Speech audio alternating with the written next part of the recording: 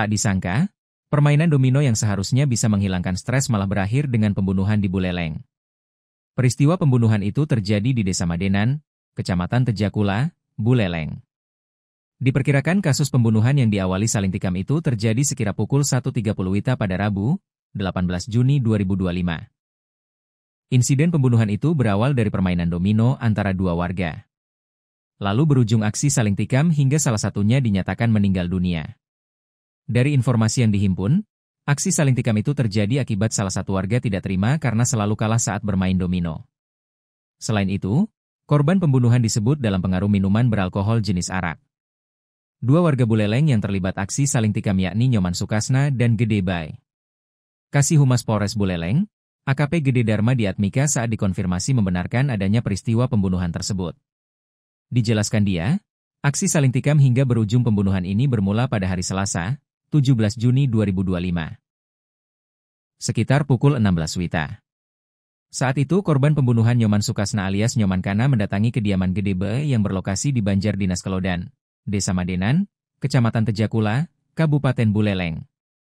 Saat itu korban datang dalam kondisi pengaruh minuman beralkohol jenis arak, kemudian mengajak Gede Bay bermain domino. Pelaku dan korban sepakat siapa yang kalah minum arak, ujarnya.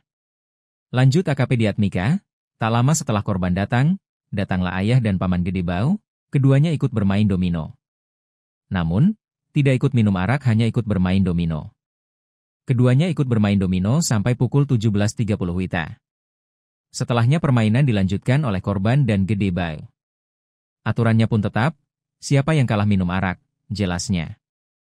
Permainan domino antar pelaku dan korban berlanjut hingga pukul 21 WITA. Dalam permainan domino itu, Kana yang menawarkan taruhan minum arak, justru dia yang terus kalah. Karena tak terima kalah, korban pun mengambil sebilah pisau di dapur, kemudian menusuk Gede Bay. Hujaman pisau yang dilakukan korban mengenai tangan kiri Gede Bay. Keduanya pun sempat saling merebut pisau.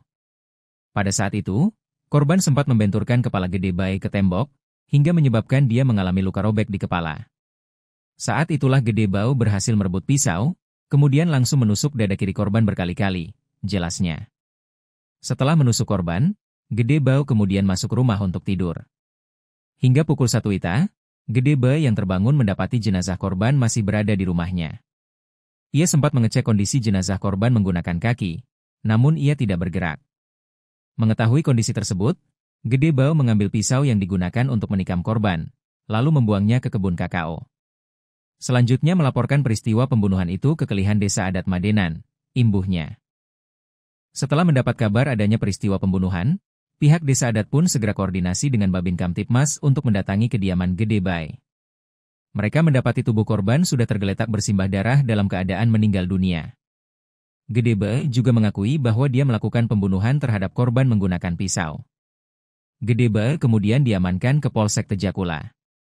Kasus ini selanjutnya ditangani Satreskrim Polres Buleleng untuk proses hukum baik penyelidikan maupun penyidikan lebih lanjut, tandasnya. Download Tribun X sekarang. Menghadirkan lokal menjadi Indonesia.